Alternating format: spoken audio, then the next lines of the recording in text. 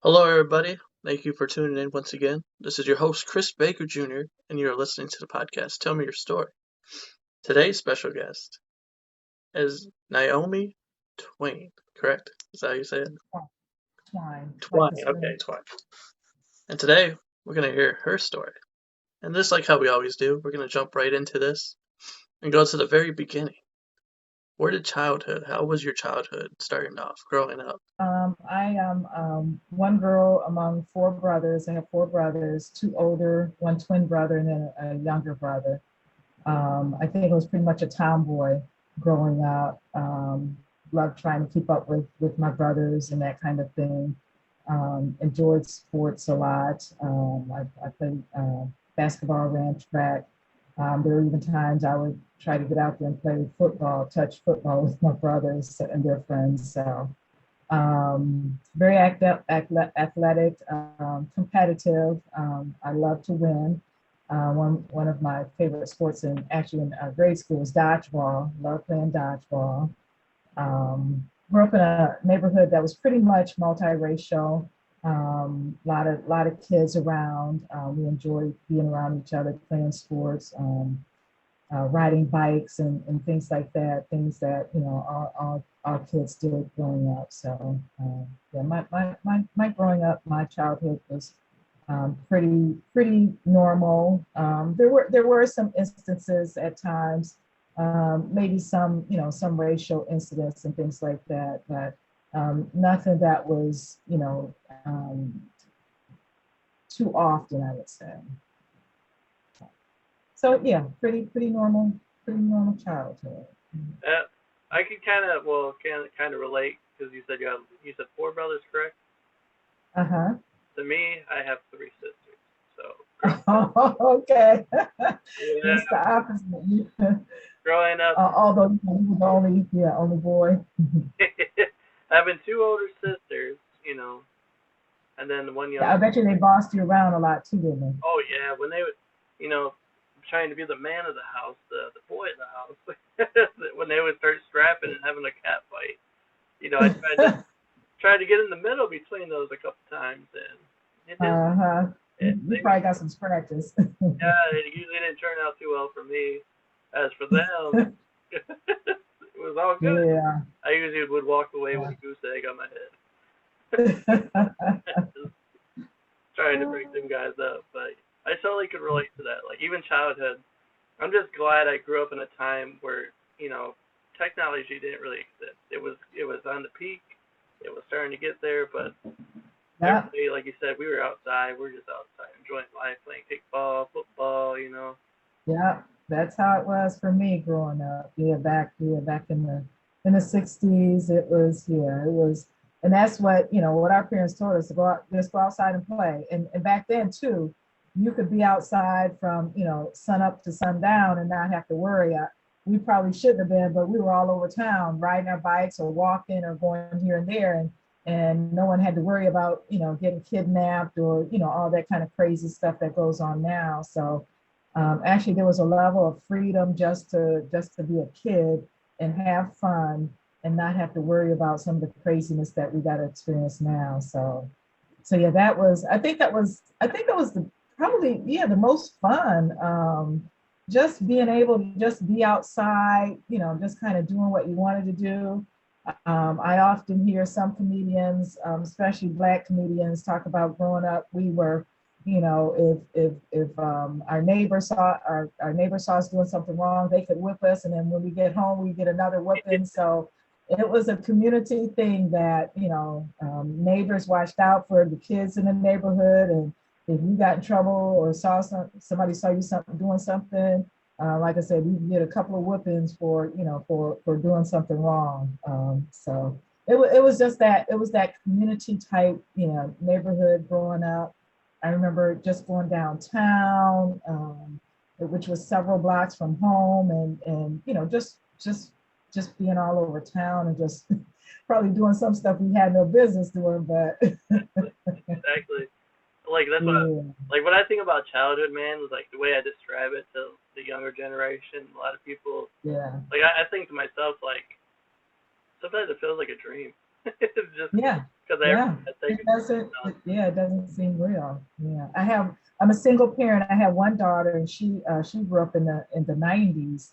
And at that time, she could play outside, but I wasn't for her, going all over town or whatever, and that kind of thing, because it was starting to get, kind of crazy then. So yeah, I was grounded a lot of the time because I broke curfew.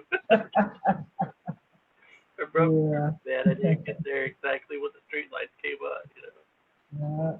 That was But yeah, growing up, I never, I think I was a pretty much shy person. Like I said, I love sports and competitiveness, and I enjoyed doing that. But I think I was very quiet and reserved, very much introverted. And I think I'm still that way to a certain extent now. But growing up, if anyone would have said that, I would have done what I've accomplished over these past years as an adult, I think I would have looked at somebody like they were nuts. It's like, no way. I wouldn't be a public figure. I wouldn't be out there doing, some of the things that I did, because I was such a shy, introverted person. But I think part of me too, probably with growing up with four brothers, they made me competitive, and then if they say, "Oh, you can't do that, you should do that," it was like a dare for me. Okay, I'm going to do it. I'm going to excel at it. So sometimes I would just challenge myself to do things that maybe other people didn't think that I could do, or even myself. So I think maybe those are some things that I learned out of my childhood. Is just, I was competitive, and don't challenge me, because I'll try to prove you wrong. like in other words, if the listener's not quite understanding what you're saying, she's saying that they installed the hunger inside her that make her go after stuff, the challenge. Yeah, yeah, That's what she's talking about. yep, yeah. So I think I was that way. And one thing, especially growing up, like I said, I was pretty quiet and introverted. And don't try to get me to talk in a room full of people. Oh my gosh, it was like pulling teeth. And it's like, and I think that was my biggest challenge. Doing some of the things I did as an adult, is getting over that fear of public speaking, and not being afraid to, just kind of speak my mind and those types of things. So I think, the more I was kind of out there in the public, the more I had to push myself and get beyond the nervousness, the fear, of, yeah, public speaking and things like that. So it is. I've done. I think I've done well in trying to get over that challenge. I still get nervous to a certain extent. If I know I'm preparing for a big public speaking event and everything, I still get really nervous. But once I get started, then that nervousness disappears. So, yeah. Amen to that. I got it. Yes, I'm like, yes, I feel the same way. Like, yeah, you feel pretty yeah. confident, you're getting ready to go out there and speak, and then it's like there's that last second voice saying, Right. "Eric, are you sure?" Don't go out there and mess up. And that voice always comes at like the very last second, right as you're about to go on. Uh-huh. Yeah. Yeah. Exactly. Yeah. Okay, since we covered childhood, let's step into high school. How was that for you? How was your experience? High school, I really enjoyed high school. Again, I was involved in sports. I was involved in track and basketball. Love going to practice. And I think that's kind of where I learned teamwork and working with others and figuring out what you're good at, being in your little place, and helping the whole team excel. I had good coaches. We often had a lot of fun. Our teammates, my teammates, and all. I was a good student. Knew that my mother, by the time my twin brother and I were around 3 or 4 years old, my parents separated. And one thing my mother instilled in us was to get an education, go to college. So going into high school, that I knew that automatically my next step was going to be college. So like I said, I was pretty good student. My twin brother and I, we were in accelerated classes and college prep classes and things like that. Although he was better at math than I was, he went on to be an engineer, and I went and majored in business administration and liberal arts and things like that. And so, but yeah, high school was a lot of fun. Enjoyed high school. Was a part of the committee for our yearbook. I ended up, which I really even considered that I would do this. The Girls Achievement Award. That's the highest award that a girl student could get in high school at graduation. So I ended up being awarded that award my senior year. Again, participated on the yearbook, did that my senior year. And again, sports, basketball and track. I lettered in basketball 3 years and as well as track 3 years. So those were fun times. I enjoyed traveling out of town for track meets and basketball games and things like that. So high school was really fun. One thing though, I really kind of struggled with what was my major going to be when I went into college, and I kind of struggled with that because I really didn't really know what I wanted to do. I was in they had a program called commercial arts, so I was in commercial art my junior and senior year, and I love fashion, so I decided I wanted to be a fashion designer. So I actually graduated with the idea of going to college to study fashion design and be a fashion designer. My first year in college, through the curriculum, I decided that really wasn't what I wanted to do, and mainly because fashion design, the arts is pretty cutthroat, and so that's really not my personality. So I decided that was not something that I really wanted to do. So I changed my major to business administration. I figured, okay, that can be a broad spectrum of different career paths that I could take and all. So that's kind of where I started. Second year before you decided that wasn't for you. It was, yeah, it was, yeah. And then the curriculum was pretty tough too. I think I did okay, but like I said, it became, this competitive. There's some classmates and all. I was like, boy, they were pretty competitive and kind of aggressive, and like I said, I wasn't that way. So You're like, that just wasn't. Yeah, that just wasn't something that I wanted to do. So I changed. But yeah, in college, I'm sorry, in high school, I really enjoyed high school, loved high school, and graduation and things like that. And looking forward, by the time I graduated, I was ready to get out of my hometown. I was ready to leave, like all of us were. All of us, newly graduated.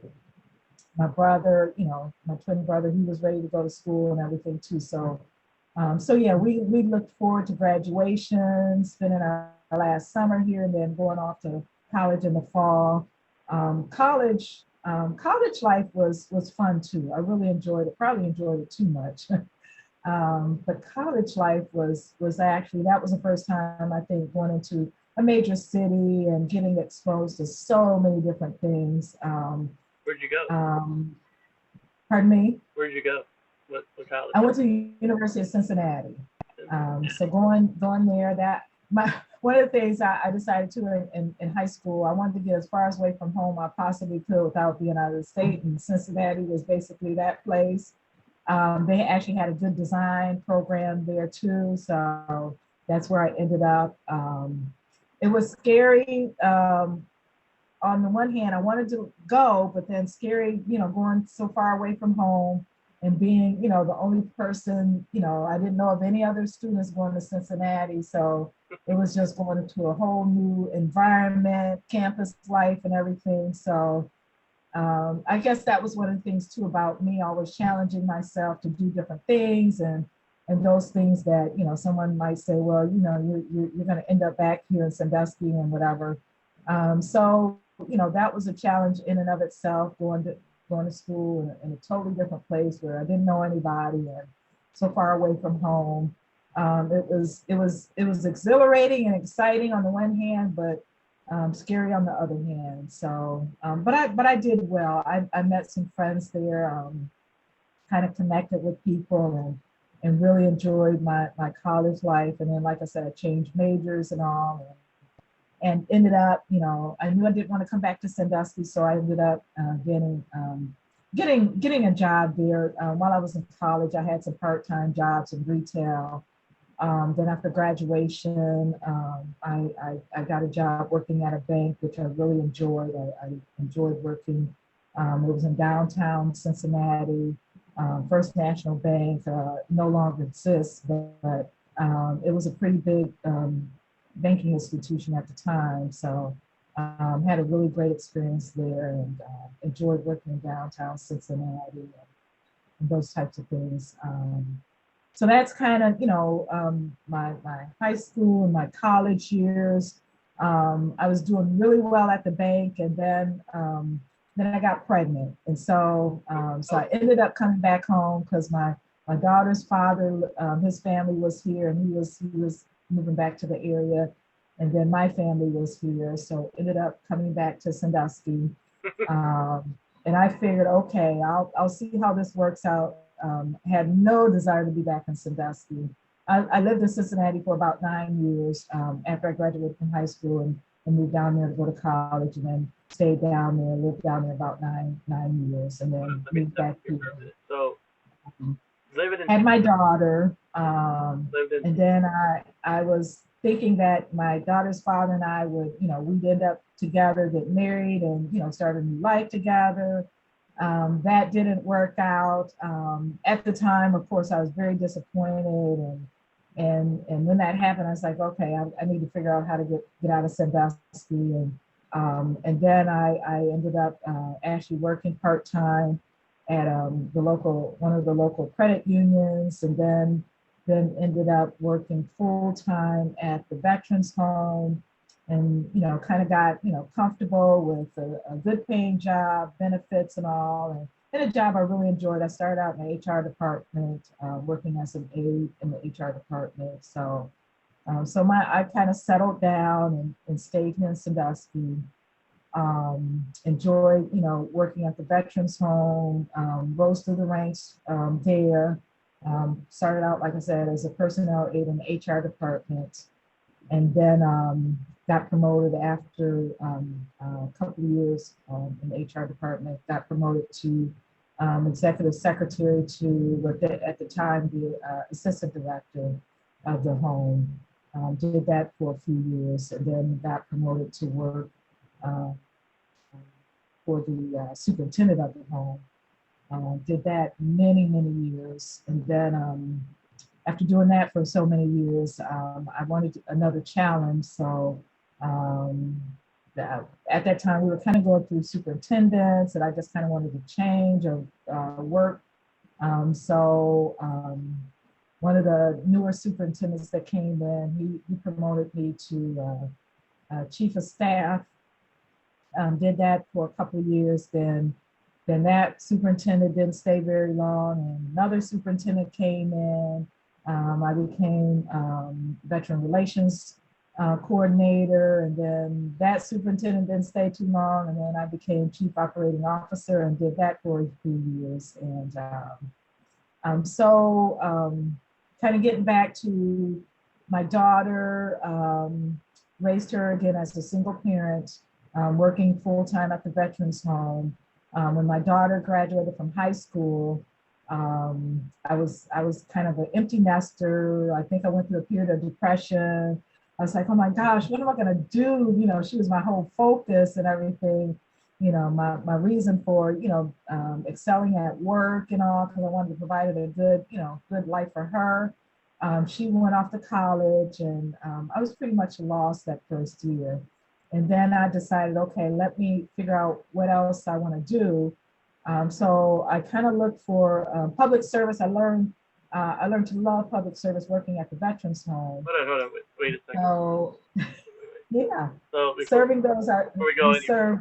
let's slow down this. Yeah, So was that our was was our motto. So hold on.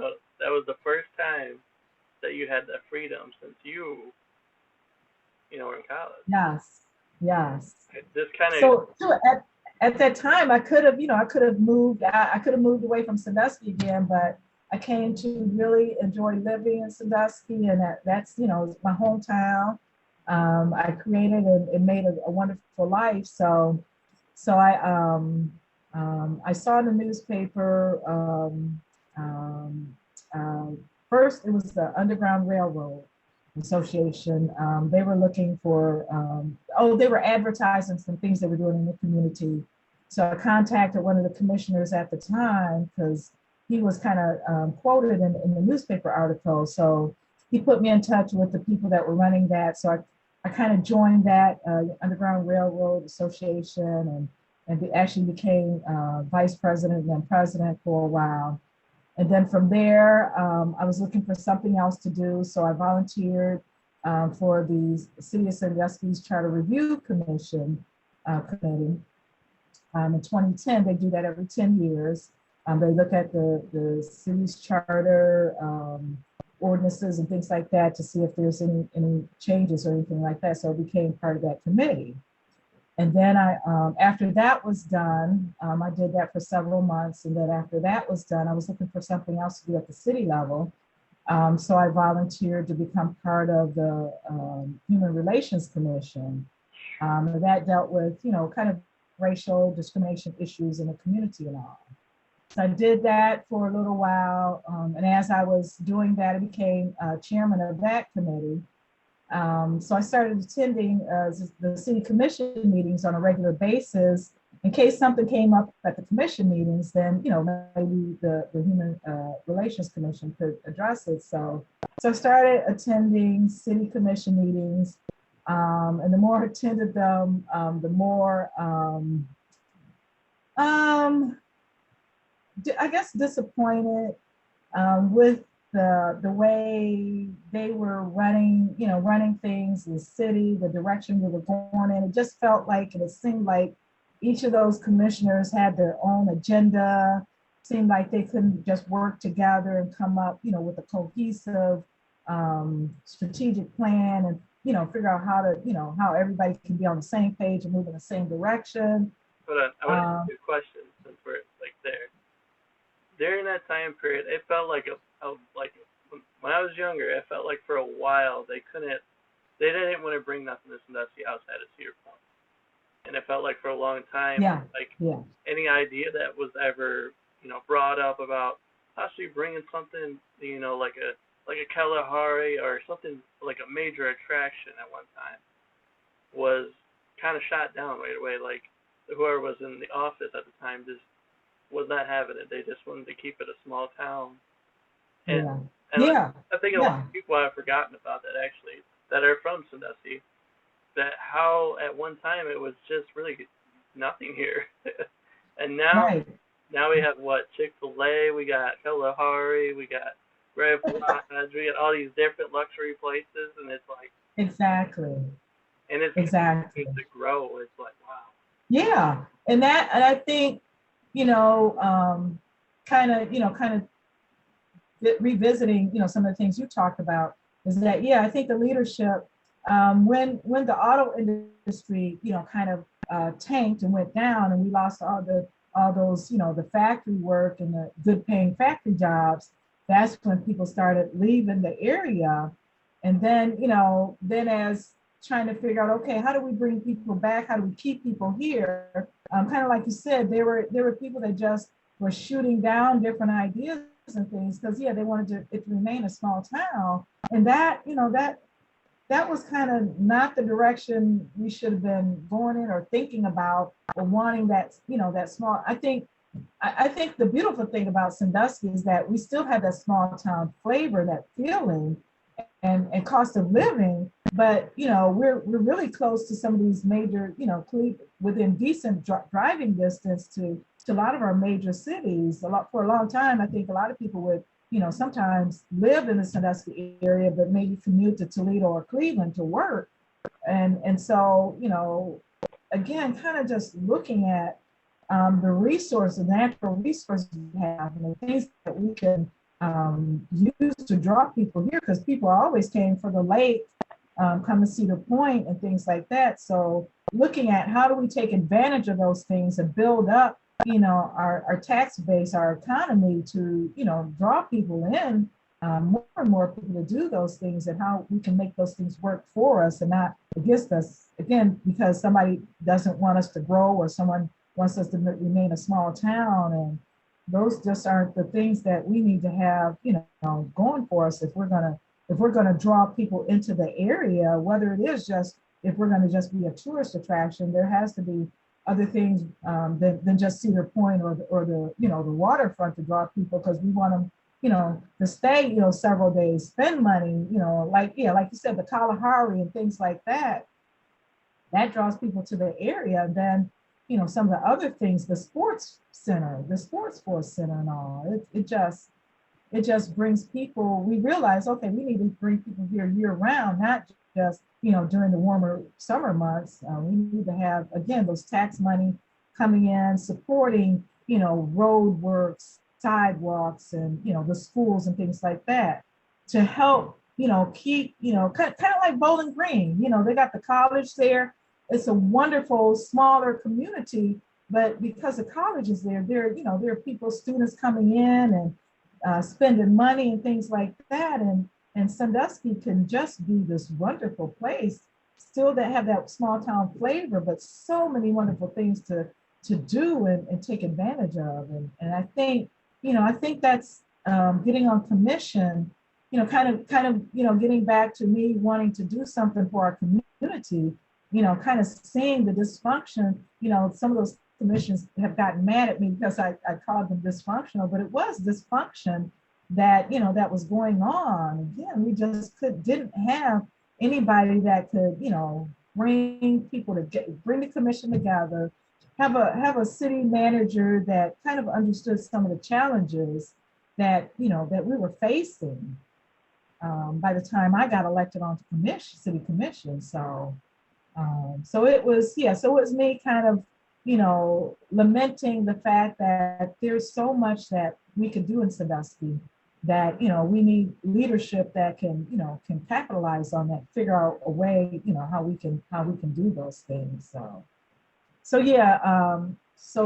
volunteering for the Human Relations Commission, and then going to commission meetings and thinking in my mind, okay, I think I can do this. And again, the biggest fear for me was, I knew I was going to have to talk in public and kind of, be out there. And it's like, oh my gosh, do I want to do that? And my desire and drive to make my hometown a better place was something that I wanted to do more than being afraid of, getting out there in public and being on the forefront and talking and presenting my ideas and trying to get people to back me and support me as I was, campaigning and running for office. And then while I was in, my first year, I was pleasantly pleased that I won. Let me ask you a question.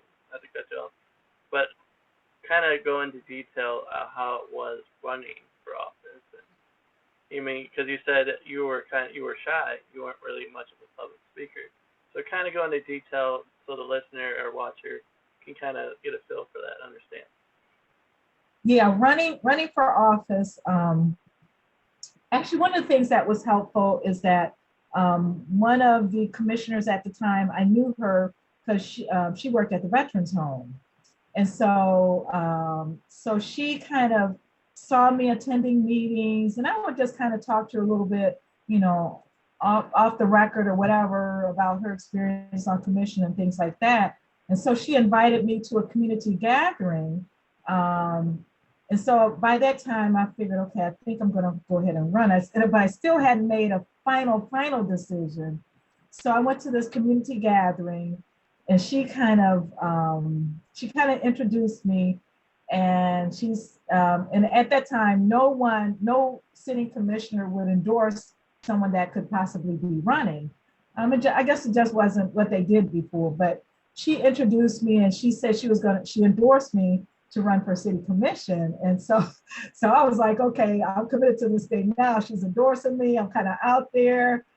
And so so I stood up to say a few words, still nervous. And I had gotten over some of that because at my job at the Veterans Home, I had done some public speaking there.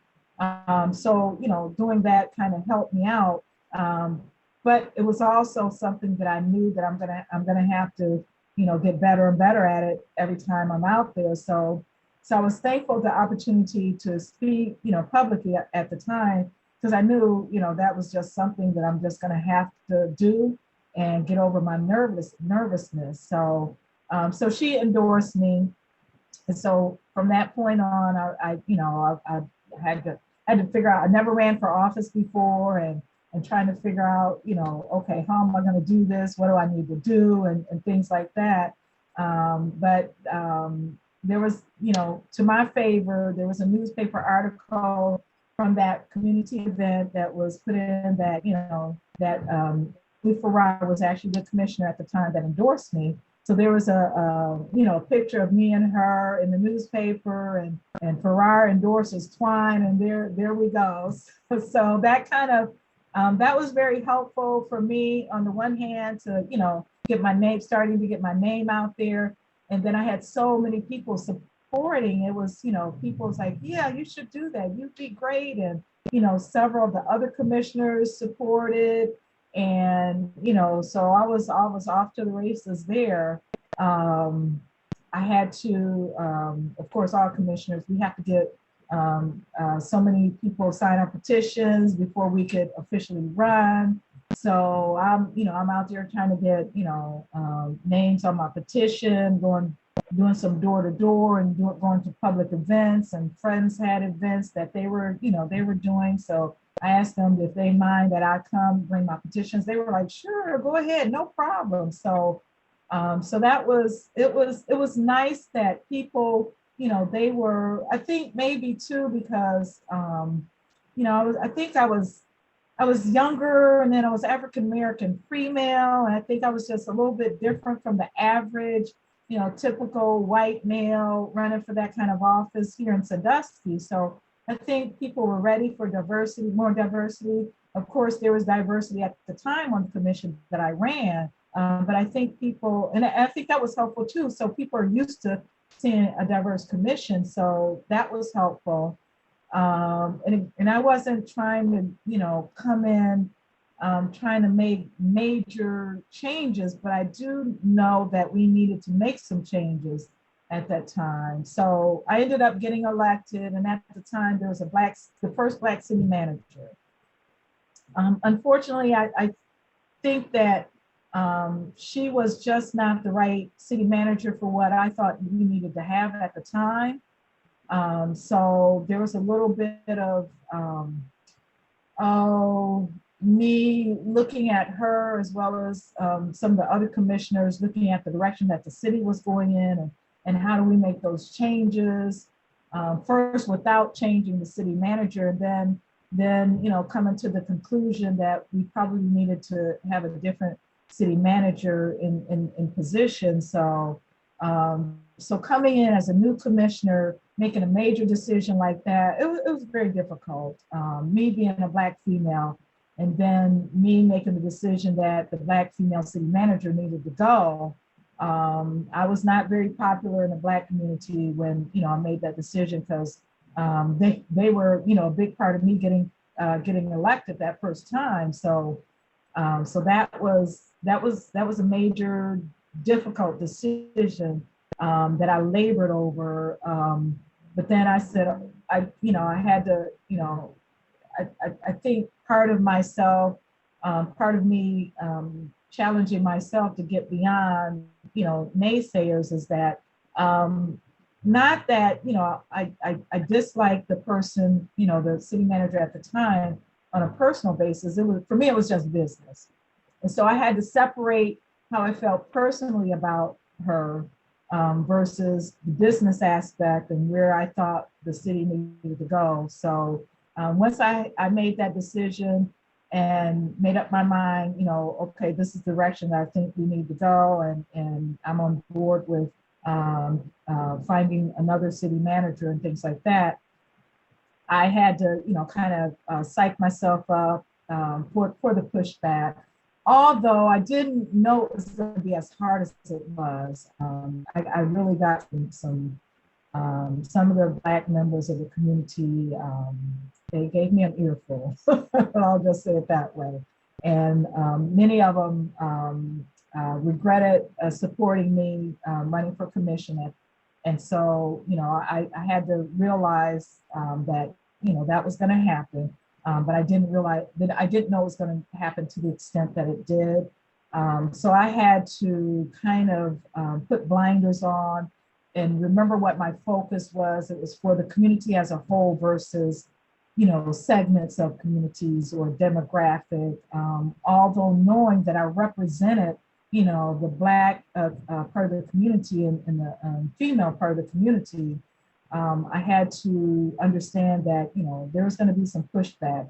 And some of that, I kind of looked at some of the things that Martin Luther King Jr. went through, as well as Malcolm X, because at the time, Martin Luther King Jr., when he was pushing, he was nonviolent. He was not aggressive as far as violence. He was more peaceful change. He wanted change to come in a peaceful manner. Malcolm X was the opposite. He was by any means necessary.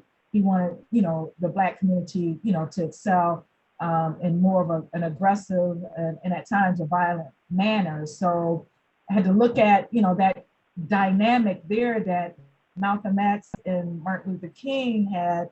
And some of it is some of it is the public. They determine sometimes this thing that sometimes really isn't there, but this thing is created, this animosity or this competitiveness is created because sometimes the public reads that into the situation. So I think many years after Martin Luther King died and Malcolm X died, it has come out that I think they were on the verge of deciding that they needed to work together to, implement change for the Black community as a whole versus working against each other because they had different ways of addressing it or strategically planning for that. I think they realized in the end that they needed to figure out how to work together to bring the community or the Black community together as a whole, rise up together versus fighting one another and using the public, placing that animosity between them. I kind of looked at that as me, figuring out, I gotta, I was voted into office, not just by the Black community, but the white community also, and as well as male members of the community. So I had to figure out, how do I continue to do what I set out to do versus this pushback that I was getting from a major demographic that helped me to get elected. And so, so I looked at those differences that I saw that kind of transpired between Martin Luther King and Malcolm X and used that and figured out, okay, I need to figure out again what my focus is and maintain how I do that. So that's what I kind of focused on and tried not to become too discouraged about, the Black community, kind of being disappointed and not really supporting me for a period of time. I think I turned that around by the end of my first term. I think they saw that some things, it was just a matter of the way things played out. So I'm just thinking that was a strategy that is Malcolm X and Martin Luther King, and just using that as like your go-to right there. Like, wow. Yeah. And that was also, as he was talking about it, like, just imagine if those two did come together. Oh my gosh. Could have been. Yes. And I think about that too. It's like, had neither one of them been assassinated, just imagine what could have been done working together versus trying to fight each other or use. Because again, I think, the public will drive a wedge to keep people sometimes from working together. They'll figure out this thing to work against. Then the two people involved or the two factions involved will kind of get distracted from those distractions and forget about where we need to get to, on the other side. It's kind of like slavery and abolitionists and Abraham Lincoln when he got elected and And this thing they tried to, put this, I would call it a distraction when Abraham Lincoln, when he realized that, the country is going to be fragmented and we're probably going to have a civil war, some people made it about the states' rights versus what slavery, when it was really slavery that caused the states to determine that they wanted to have the right to do what they wanted to do, like the South wanted to keep slavery. And the northern states, as the country was expanding into the West and the South, it's like, okay, are we going to be a United States, and are we going to have this so-called stain on our on our history and our the way that we gather? Is slavery going to be part of that, or are we going to realize that if we're going to be a United States of America, we got to realize what that means? And does that mean, do we, again, do we disenfranchise, do we discriminate a certain race just because of, the color of their skin and the way that came to America versus, expanding the country to serve all people, and all people that wanted to come here for a better life. Yeah, so, I don't want to compare what I did with what Abraham Lincoln or Martin Luther King or Malcolm X had to do, but I kind of I tried not to let the distractions with the public forcing some of these things to take place, and do I get distracted and mad at this and go down this rabbit hole, or do I maintain my focus about what the real thing is for why I wanted to become a city commissioner, and that was to improve everybody's standard of living that lived here in Sandusky, and improve,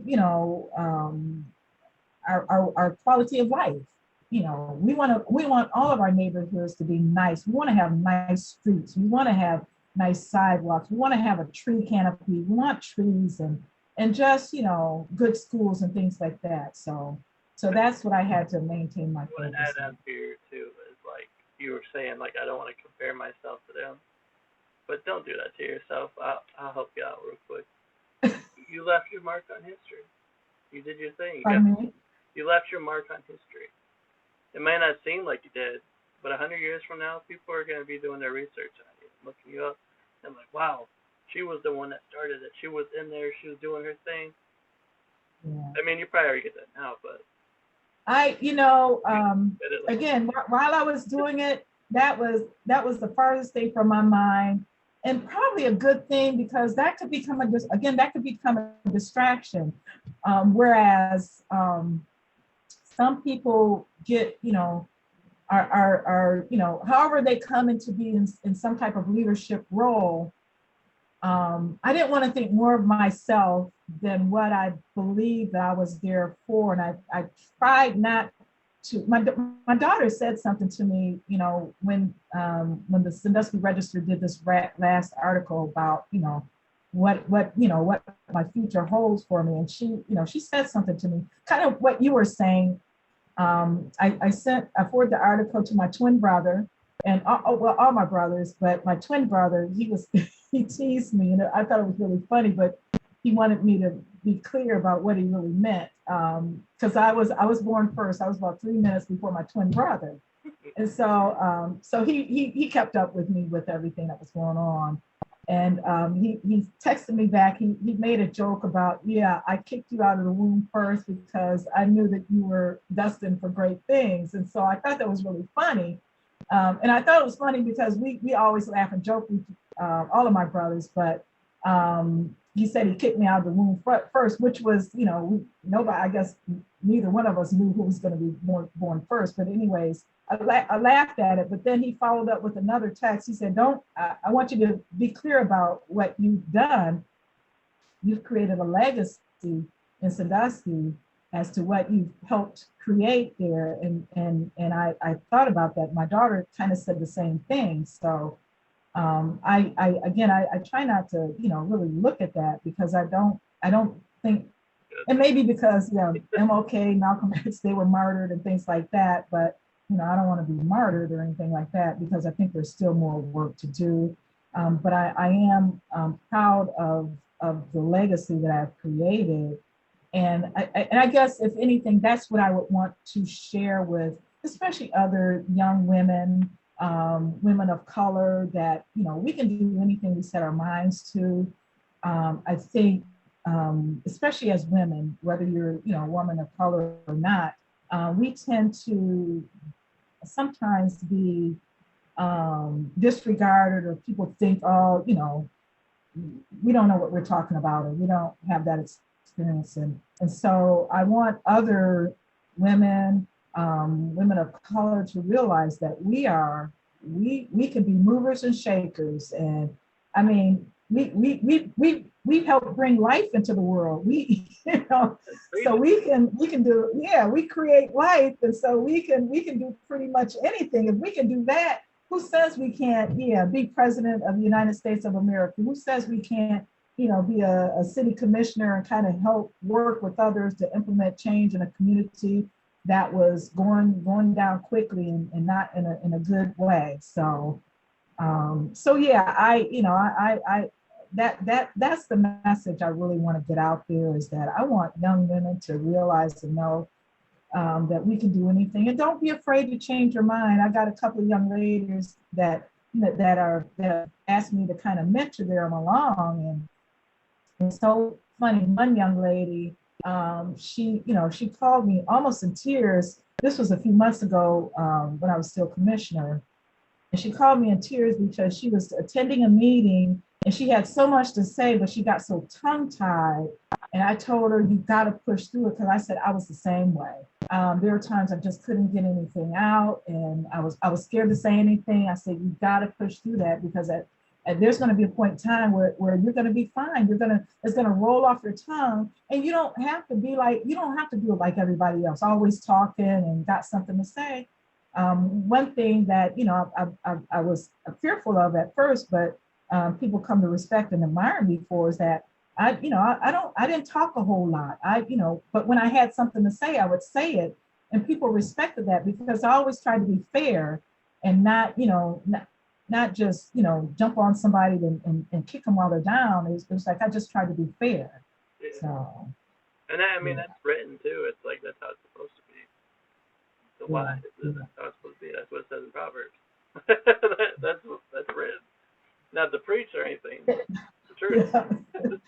And it's funny too, some of the commissioners, and then some people in the public and the community that live here, they said, I didn't always necessarily agree with you, but I always trusted your word, because I knew you weren't doing it or saying it, or jumping on this side or that side for any personal gain or any personal recognition. I know that you did it because you thought it was the right thing to do.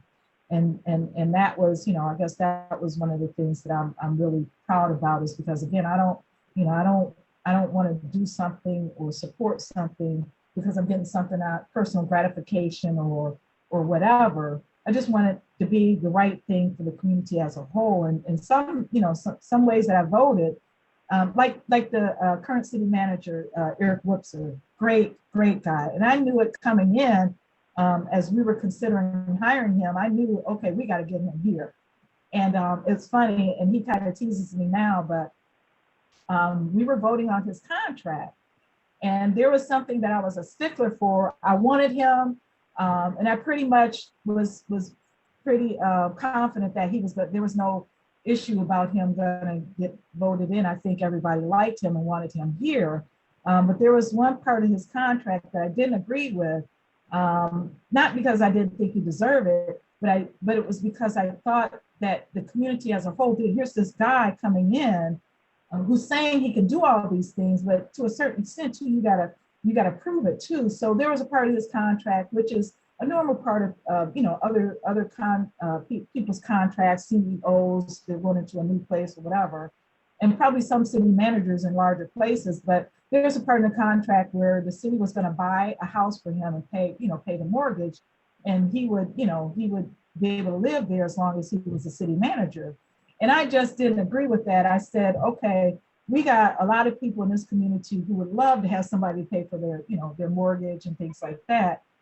And not that I didn't think that he deserved it, but I just thought, that was going to be a hard stretch for people as a whole, because again, people were struggling. We're a blue collar county, and so people may not agree with that so much. So I didn't agree with that, and I expressed in my public comments, that I just didn't think that that would be the appropriate thing to do right now.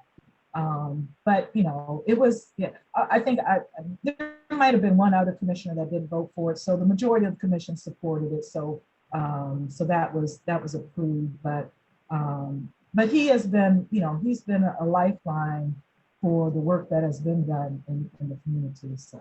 Yeah, now that you have seen him in action, how do you? Yes, yes, exactly. I was like, okay, yeah, I could support that now.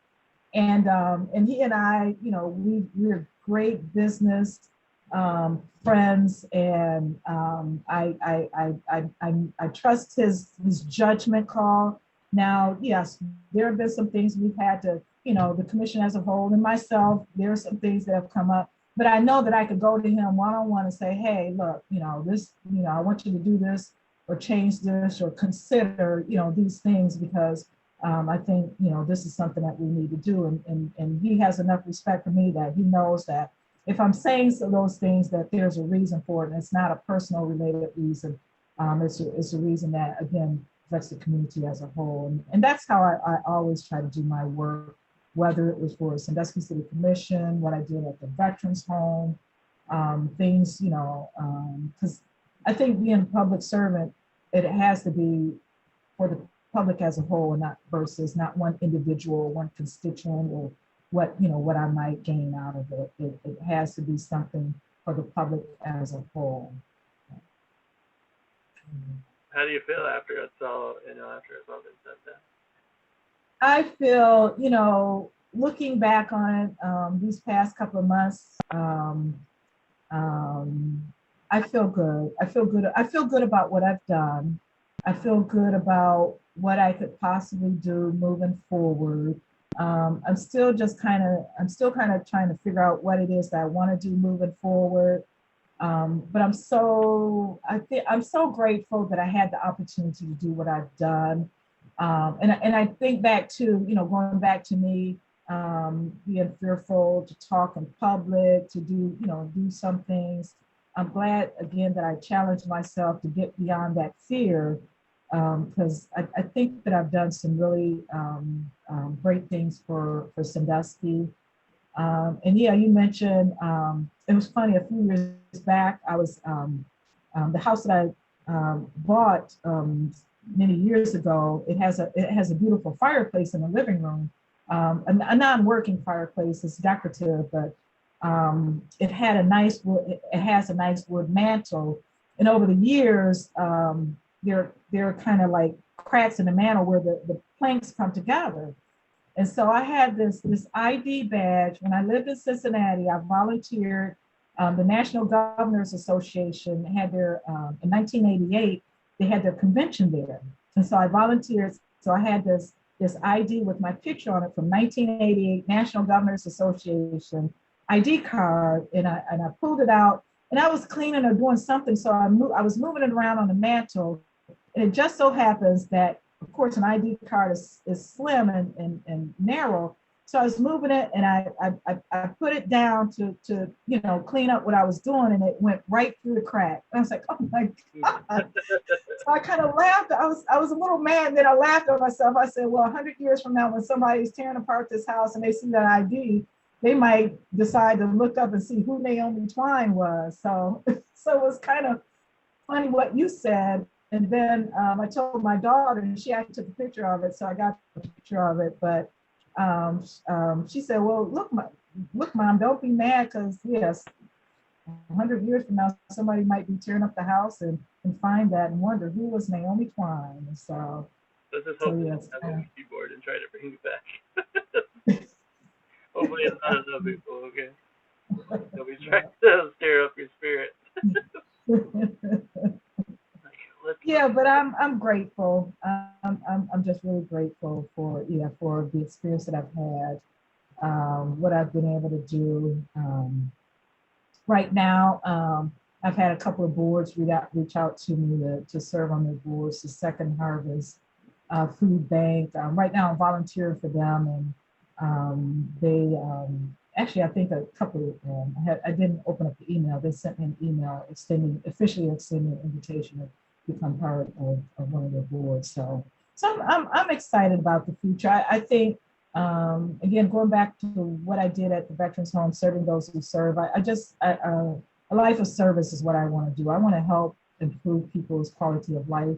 I want to enhance it in whatever manner that I can do that. That's my desire. I don't need to be a millionaire. I don't need to be rich. Yeah, I want to be comfortable and all, but I just want to enhance people's lives so they can have a better quality of life versus what they may not have if no one is fighting for them to, have a better environment. Feeling that preacher moment going on. It's just, lately I felt the same way. The more I look Yeah. at life and just how beautiful it Yeah. really is, and just to give back to people Yeah, it's an incredible feeling. It's a really it is. amazing feeling. From building people up, encouraging them, it doesn't get Exactly. better than that, man. Exactly. Yeah, and I think, yeah, it's a beautiful thing that I look at, a lot of people who could go on and do, whatever, but they choose to try to, yeah, enhance people's lives for the better. And I think that's more honorable than making millions of dollars. And I like, I like how some of these millionaires and billionaires, they decide they made a pledge, they're going to give their money away. They're going to help, again, make people's lives better versus just, having all that money to say, look, I got all this, or they have enough to, again, live a comfortable life, maybe help their children and their families, but they make a pledge to give away to help other people that aren't related to them, and I think that's an honorable thing to do. Yeah. All right, since we're on this topic with money, if you got to that point, what would you do? What would be your would you get would you buy what would you do with your money if you had? Oh my gosh. I would create opportunities. Again, I think young women, whether it's training or avenues to help them to get to where they may not otherwise be if no one paid attention to them.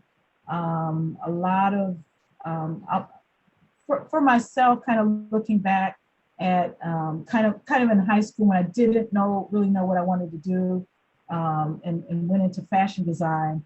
I wish that I we had counselors and all, but back then they weren't really pushing, especially young ladies, to kind of go into fields that weren't necessarily within a field that that would be for, like, they have these STEAM programs for young kids, but pushing girls and young women into engineering and mathematics and fields that they wouldn't otherwise be pushed into because that just wasn't normally the field they would go into. So just helping young ladies trying to figure out what it is they really want to do, because I think and I don't subscribe to the notion that men and women are equal, because we are different. Yeah, It's just human. We are different. we were But that doesn't mean that a woman can't go in and be an engineer. She can't go and be a soldier. If that's what she wants to do, train her how to do that. So I want women to, young ladies to be exposed to, again, anything that they want to do, they can do, but sometimes they aren't given the tools or the training that they need because of gender, discrimination and things like that. So I would want to develop programs or training, for young ladies to figure out what it is that they want to do and help gear them into those areas where they can get the training that they need. And I don't really know, if money was no object, I would work with foundations and things like that to develop programs for women, for young women, to help get them to where they want to go, and then again help them figure out what it is that they want to do. So that would, if money were no object and I could do that, that is what I would want to do. All right, I got a good one for you now. It's Okay. right here in this moment. Say let's go with, there's a young woman watching right now, and she's seeking advice for it. Just, she wants to have that great success. She's chasing after what you were talking about. What is your advice to her? What do you tell her? I would advise her, of course, to stay in school, graduate. I would advise her to kind of try to connect um, with people that she thinks she has, I'll use myself again as an example. When I was in high school, I thought I wanted to be a fashion designer um, because that was just something that I thought it was easy to do because I'm a woman. Seamstressing and things like that is a natural progression for a woman. Had I known that maybe I could have been, maybe a political strategist, maybe I could have gone into behind the scenes politics, maybe I could have had someone to kind of help gear me toward, talking to someone that can help me talk about my strengths and weaknesses and what I have a desire to do. So kind of probably mentorship. That young lady, I would try to gear her toward, what do you think you want to do? And if she doesn't know, again, put her in touch with somebody that can talk to her.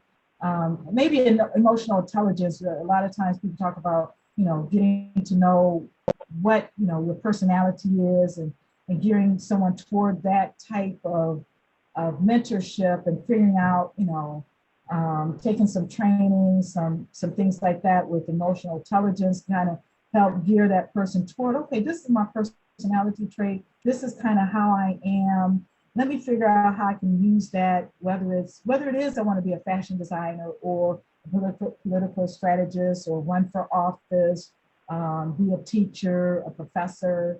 I think whatever you do, you need to kind of know yourself, who you are, what your strengths and weaknesses are, and what categories of career fields that you might be strong at based upon your personality, based upon what your desire is, what you want to do.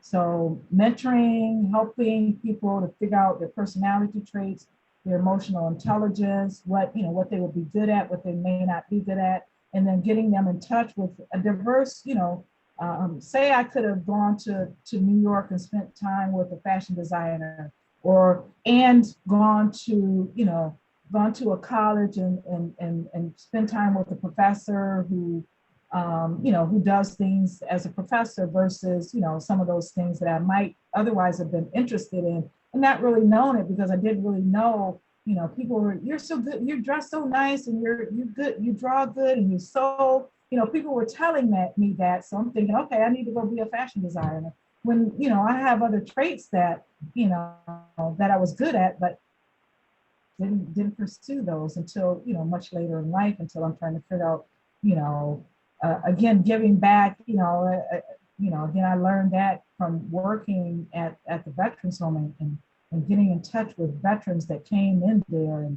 and having had careers and, they're at the end of their life that they need help, medical help and things like that. So just kind of talking to some of them and just, again, just giving back. I learned so much how to just give back to people. So I think, young adults, trying to mentor them and get them in an area where they can learn from different people, go experience something and figure out where they need to be, moving forward in life. So yeah, that's what So if any of the students are asking me the same question, here's my advice to you. She had it. Great advice. But here's my advice to you.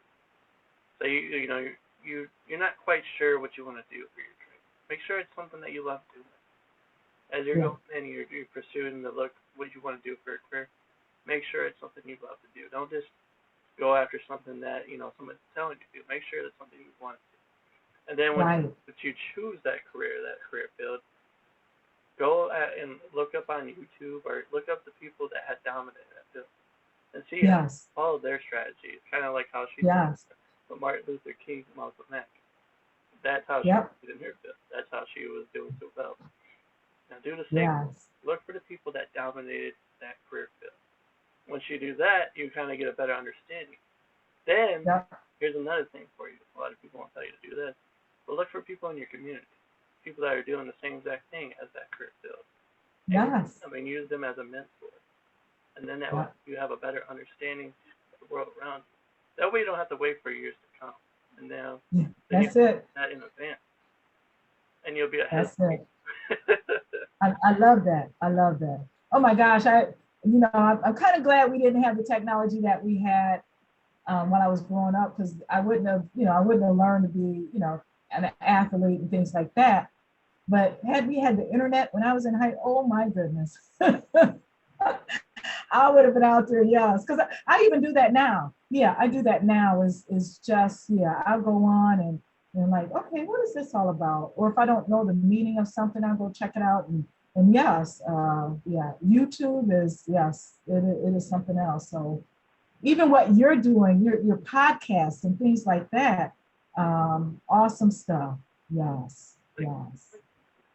I heard since we're on this, talking about this real quick, I heard an interesting thing on K-Love, that station that plays nothing but the gospel music. They said that like 90% of the world cannot go a day without their phone. How long do you think? How long do you think people up to your phone? 90%. So they cannot go a day without their phone. Wow. How long did you go without your phone? I don't really, well, I go part of the day. There are days when I fast. There are times when I fast and I try to disconnect. But it's funny when I do that, then I'm immediately, maybe going to my phone or my computer because something comes to mind while I'm fasting. It's like, okay, let me go look this up. Let me go figure this out. Because, I guess, part of me fasting is just, emptying myself out to figure out, okay, try to connect with, okay, what's going on here? What do I need to be quiet about, pay attention to, and then kind of jump on as I move forward. So, yeah. Yeah, going without a phone is, it is impossible almost. Honestly, if I wasn't doing podcasts and that wasn't like, my second job, I think really, because I've tried it before in the past. I felt like I was on the phone too much, and I tried it, and it's kind of crazy. A lot of people won't believe this, but after a period of time, you realize you don't need it. You start to feel like freedom in a way. Right. Like you feel free. You're like, oh, I don't have to worry about nothing. The stress level goes down, and yeah. It's hard to keep on. We've been conditioned now to have that connection, have that phone. I mean, I have nothing against it. The only thing I don't really like to see is like nowadays is parents giving the phones to kids. Passing it off to them. And I mean, I was talking to my wife the other day about it. Like, once we get to that point, I want to wait till they're at least 16. Of age, so they understand what they're getting on. Because I feel like nowadays a lot of kids are coming across YouTube stuff or just stuff out there that they don't quite understand, and they start into that, and then it's like messing with their heads. And you don't want your kids to be up at a very young age. Yeah. It's funny, because I was talking about growing up and just going outside and play. My daughter, she came up in the 90s, and cell phones were just kind of getting started. And so by the time she was 16 or 17, then there was I could make the decision, but it probably would have been hard as a single parent, because she might need to get in touch with me, or I probably, if cell phones were more prevalent when she was younger, I might have given her one at a younger age than at the age. So I think God knew, okay, she can, she's kind of getting of age now, and cell phones are getting popular. So now it's the time to get her one. So she kind of came online around about the same time that cell phones were kind of becoming popular and everything, around 16, 17 years old. So I still remember dial-up. AOL. That's where it was yeah. at. I remember that. That was my. You had to sign in to like a username on AOL just to be on the internet.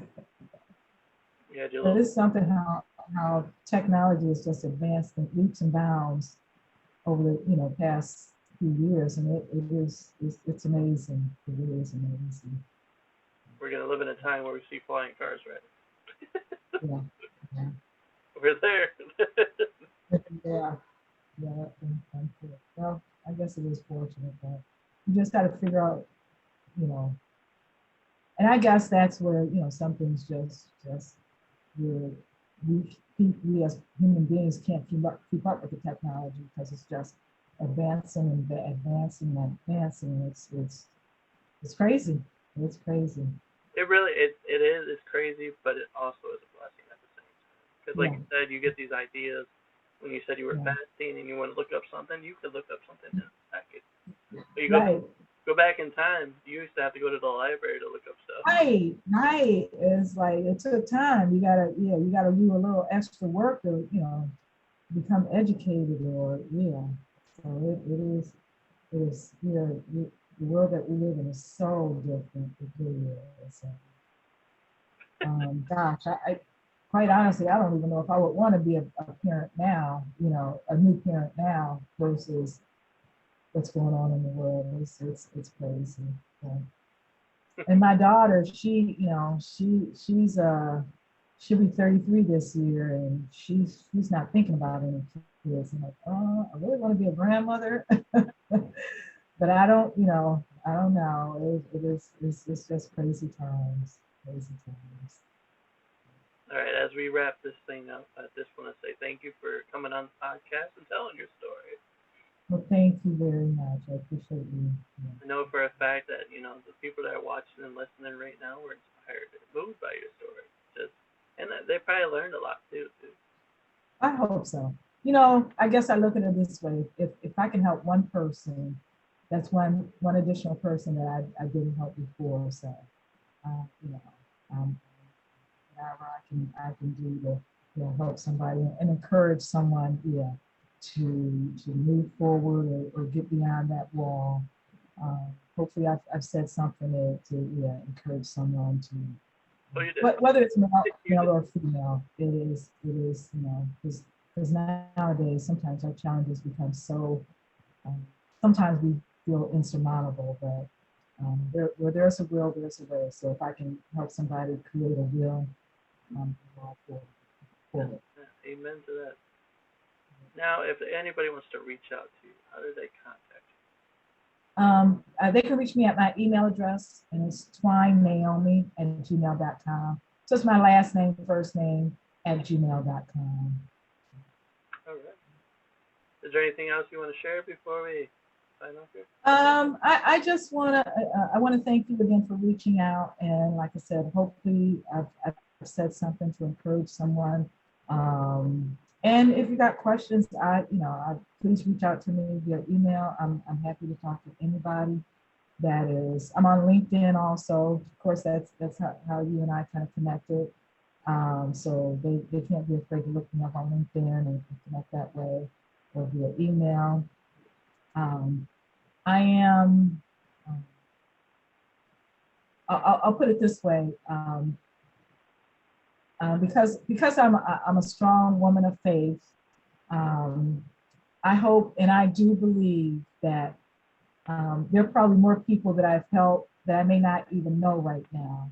And if I can do that and not even be aware of it, I've accomplished some things that I hope to accomplish in my life. Is that if I can kind of like kind of going back to MLK, Martin Luther King Jr. and Malcolm X, um, they probably don't even realize how many people's lives they've touched. You know, but and they might know now in eternity, but I just if I can help people and I don't even know on this side of the earth, uh, I don't really need to know. If I can help someone do something on a positive note, then I think I've accomplished something. So, Amen to that. Amen to that. You have yeah. left your mark on history. Thank you. Anybody that's watching and listening right now, if you'd like to tell your story next on the very next episode, feel free to message me. That'll be in the info box at the end. the link, so you know. But anyway, this is Chris. That's Naomi. I just want to say thanks for watching. Thanks for listening. Have a great night. Peace.